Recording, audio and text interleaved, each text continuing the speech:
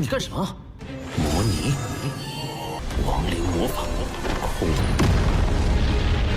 力量。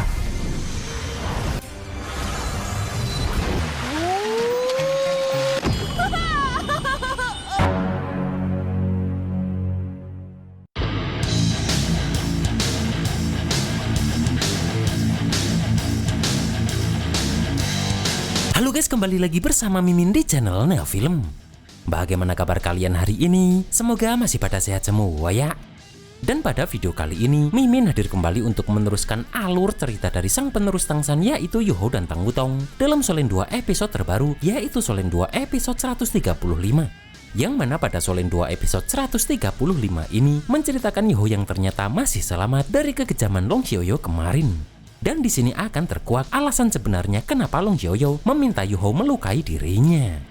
Dan seperti apa alur cerita selengkapnya, jangan lupa pencet tombol like dulu jika kalian suka, dan kita langsung saja masuk ke alur ceritanya.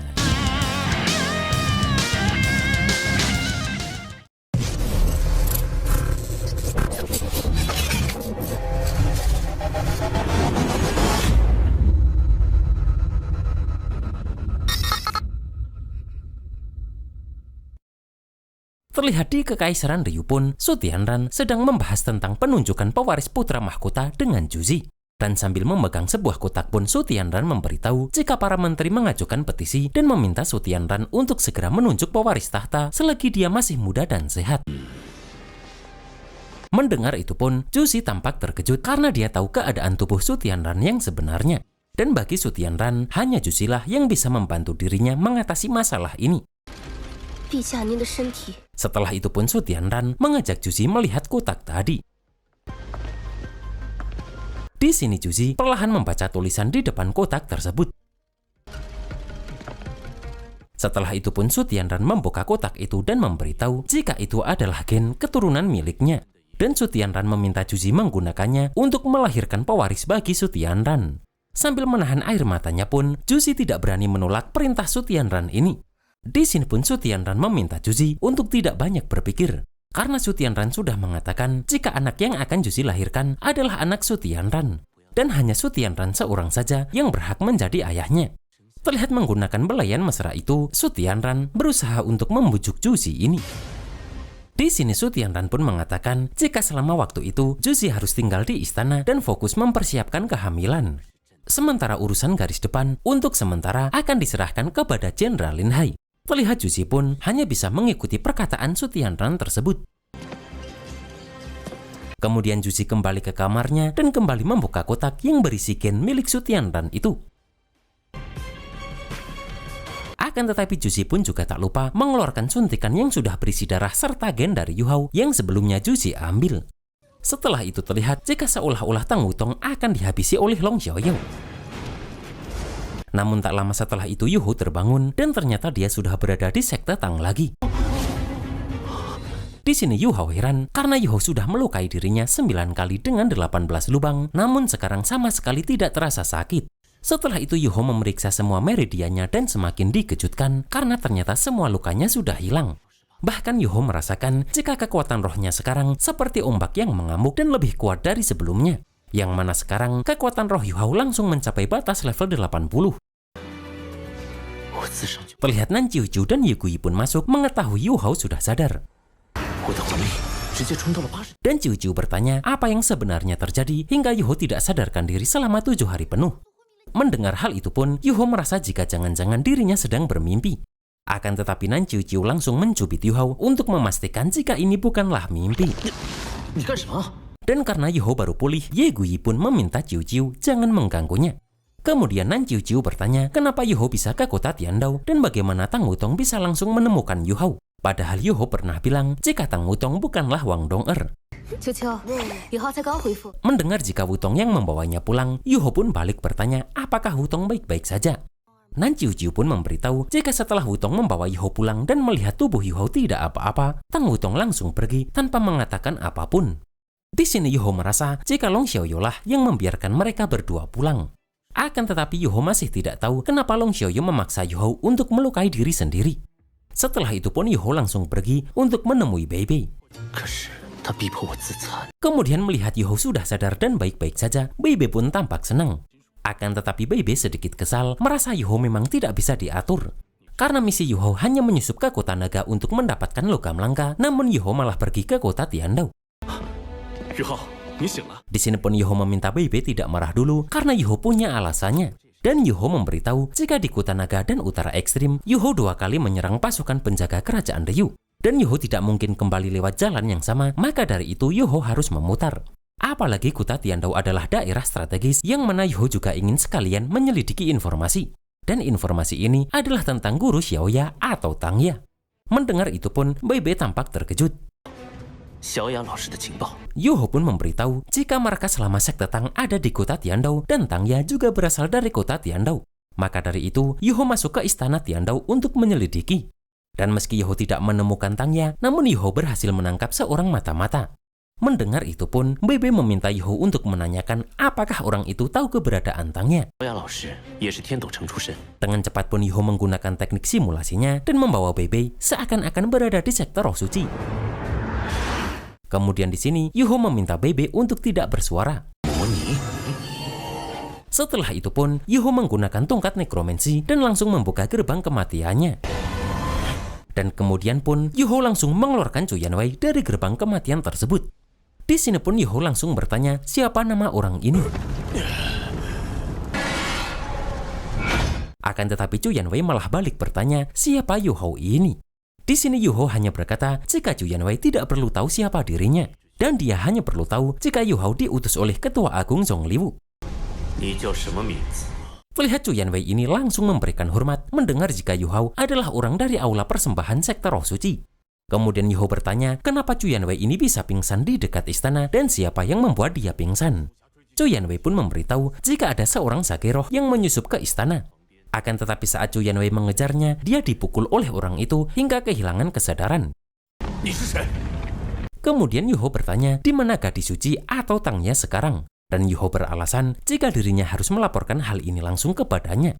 Chu Yanwei pun memberitahu jika gadis suci perak biru saat ini ada di garis depan kerajaan Tianhun. Kemudian Yuhou bertanya lagi di mana gadis suci yang satunya atau Ma Xiaotou. Dan Chu Yanwei ini mengatakan jika gadis suci fonik api ditahan di markas oleh Ketua Agung karena api hatinya tidak stabil. Namun di sini Chu Yanwei langsung menyadari jika Yuhou ini bukanlah orang dari sekte roh suci. 被教主留在总部了吗？ Akan tetapi Yuhou langsung menggunakan api kendali jiwa dari teknik nekromansinya melihat Chu Yanwei ini ingin kabur. 空魂之火， Kemudian Yuhou meminta Chu Yanwei mengatakan di mana markas sekte roh suci. Namun sebelum Chu Yanwei memberitahu, terlihat tubuhnya pun meledak. Bahkan ledakan ini terasa sampai luar dan menghancurkan pintu kamar Beibe. Di sini pun Yuhou memberitahu jika dirinya tidak apa-apa mendengar teman-temannya datang ke kamar Beibe ini. Di sini pun Beibe tahu jika ternyata sekte roh suci menanamkan kutukan pada jiwa bawahannya. Yang mana begitu orang itu menyebut kata terlarang, maka akan meledak dengan sendirinya. Akan tetapi menurut Yuhou, tujuan mereka sudah tercapai dan sudah tahu jika Tangya berada di garis depan kerajaan Tianhun. Sementara Ma Xiaotou berada di markas sekte roh suci. Mendengar itu pun, Susansi meminta mereka bergegas untuk menyelamatkan Tangya dan Ma Xiaotou. Akan tetapi menurut Beibe, ini adalah masalah besar. Yang mana mereka harus meminta izin pavilion Dewa Laut dulu. Setelah itu terlihat Beibe memberitahu keberadaan Tangya kepada Tuan Xuanzi. Dan Beibe beserta semua temannya berniat mengumpulkan orang untuk menyelamatkannya. Kemudian Beibe bertanya apakah Akademi punya rencana tindakan dalam waktu dekat. Dan apakah tindakan sekte Tang akan mempengaruhi Akademi. 海参哥， Namun Tuan Xuanzi mengatakan jika mereka tidak hanya akan menyelamatkan Tangya. Karena Tuan Xuanzi juga akan mengirim setidaknya 2 titel Douluo untuk mendukung mereka. Yang mana Tuan Xuanzi akan menyuruh Song Yunzi dan Yan Shaoxi saja yang ikut karena mereka berdua adalah super Douluo. Dan dengan adanya mereka, maka tingkat keberhasilan akan jauh lebih tinggi. 就让韵之和少哲一起来。 Setelah itu Yuhou bertanya bagaimana keadaan Tang Wutong setelah dia kembali. Karena dia sudah menyelamatkan Yuhou dan Yuhou sangat ingin menemui Wutong ini. Di sini Tuan Xuanzi pun mengatakan jika Tang Wutong sedang mengasingkan diri untuk berkultivasi. Dan Tuan Xuanzi pun tidak tahu ada apa dengan Tang Wutong ini. Karena setelah menyelamatkan Yuhou, Tang Wutong menjadi seperti agak linglung. Yang mana setelah itu, Wutong mengatakan kepada Tuan Xuanzi akan berkultivasi mengasingkan diri dan tidak boleh diganggu siapapun. 我就觉得他精神有些恍惚。Dan Tuan Xuanzi hanya berharap jika dalam pengasingan kali ini Wutong bisa mendapatkan pencerahan karena dia adalah gadis yang berbakat. 超级斗罗。 Setelah itu Tuan Xuanzi meminta mereka kembali ke sekte Tang untuk bersiap karena mereka akan berangkat secepatnya. Kemudian setelah sampai di sekte Tang pun, Yuho bertanya pada Tianmeng, Bingbing, dan Suinu apa yang terjadi saat Yuho tidak sadar. Dan kenapa tubuh Yuho bisa sembuh secepat ini, serta kemana Long Xiaoyu itu. Tianmeng pun mengatakan jika waktu itu mereka sangat tegang dan sudah siap bertarung mati-matian dengannya. Akan tetapi siapa sangka Long Xiaoyu ini mendekati tubuh Yu Hao dan mengambil pisaunya tersebut. Dan menyadari jika Yu Hao adalah pemuda yang tulus dan penuh cinta, Long Xiaoyu pun memberikan pil naga kepada Yu Hao. Yang mana di sini Long Xiaoyu mengatakan jika bukan karena pil naga ini memerlukan tubuh Yu Hao tanpa perlawanan dan harus dalam kondisi sangat lemah baru bisa bekerja, maka Long Xiaoyu tidak harus repot-repot membuat rencana seperti ini. Kemudian Suinu memberitahu jika yang disebut pil naga adalah inti dalam seekor naga. Yang mana setelah naga dewasa, mereka akan membentuk sejenis bola energi untuk melatih kesadaran spiritual. Dan itulah yang disebut pil naga.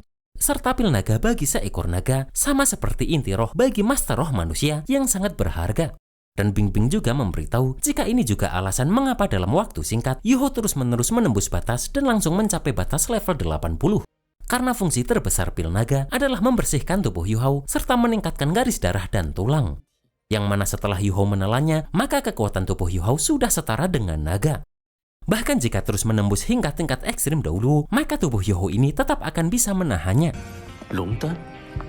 Bingbing pun kembali memberitahu jika Long Xiaoyu menggunakan sebagian kekuatan pil naga untuk tubuh Yu Hao, kemudian sebagian besarnya dipadatkan dan terkumpul di area dada Yu Hao. Dan di masa depan, jika Yu Hao berhasil kultivasi hingga membentuk inti roh di sana, maka energi yang terkandung dalam pil naga akan sangat membantu Yu Hao. Suinu pun juga memberitahu jika dibanding sumsum es 1000 tahun, kekuatan pil naga lebih dahsyat dan sangat bermanfaat bagi tubuh Yu Hao. Serta melihat situasi sekarang, maka saat membentuk inti roh kedua, lebih baik Yu Hao memilih untuk menyelesaikannya di dada dulu, kemudian menyerap kekuatan pil naga terlebih dulu. Karena saat itu, bahkan lautan mental Yu Hao akan menjadi sekokoh naga raksasa. Dan di masa depan, jika benar-benar berhadapan langsung dengan Ditian, Yu Hao sudah mempunyai modal. Di sini Yu Hao pun masih tidak tahu kenapa Long Xiaoyu ternyata sedang membantu dirinya. Dan Tianmeng mengatakan jika dari kata-kata yang diucapkan Long Xiaoyu, sepertinya ini adalah permintaan guru Yu Hao, yaitu Tuan Mu'en. Saat Yu Hao tidak sadarkan diri itu, Long Xiaoyu mengatakan jika sebenarnya tadi Long Xiaoyu sudah terharu karena Yu Hao dan hampir tidak tega. Akan tetapi bagaimanapun juga, amanat dari Tuan Mu'en sahabat Long Xiaoyu ini harus dikabulkan. Di sini Long Xiaoyu mengakui jika dirinya tidak akan bisa menghentikan Ye Shizui. Maka dari itu, tanggung jawab melawan sekte roh suci hanya bisa diserahkan kepada Yu Hao. Di sini Tianmeng mengakui jika sebagai guru, Tuan Mu'en benar-benar mengabdikan dirinya hingga akhir hayat. Yu Hao pun tidak menyangka jika gurunya itu meminta tolong kepada Long Xiaoyu. Akan tetapi Yu Hao juga heran kenapa Long Xiaoyu bersama dengan sekte roh suci. Kemudian Suinu mengingatkan jika Yu Hao harus memikirkan cara untuk menjemput Xiao Bai. Mendengar itu Yu Hao terkejut karena dia lupa jika Xiao Bai masih di kota Tiandou. Namun Suinu memberitahu jika dirinya dan Xiao Bai mempunyai telepati. Dan Suinu mengakui jika Xiao Bai ini sangat pintar. Karena setelah Yu Hao dan Tang Wutong dibawa pergi oleh Long Xiaoyu, Xiao Bai mengikuti aroma tubuh Yu Hao dan membuntuti mereka. Di sini pun terlihat Xiao Bai ini sedang berusaha menangkap ikan di sebuah sungai karena dia merasa sangat lapar. Akan tetapi sekuat apapun dia berjuang, Xiao Bai hanya mendapatkan rumput sungai. Terlihat Yu Hao langsung mendatangi Xiao Bai setelah diberitahu Suinu tadi tentang keberadaan Xiao Bai ini. Dan mendengar suara Yu Hao pun, Xiao Bai ini hanya bisa menangis bahagia melihat kakeknya ini akhirnya datang. Sebab Xiao Bai seperti hampir mati karena kelaparan. Terlihat Xiao Bai pun langsung sangat senang melihat banyaknya makanan yang sudah Yu Hao bawa untuknya. Dan pada Solen 2 episode 136, terlihat Yu Hao masih akan menggunakan inti naga itu untuk memperkuat kekuatan rohnya sebelum pergi ke kerajaan Tianhun. Sementara Juzi pun terus mempersiapkan kehamilannya dengan rekayasa genetik.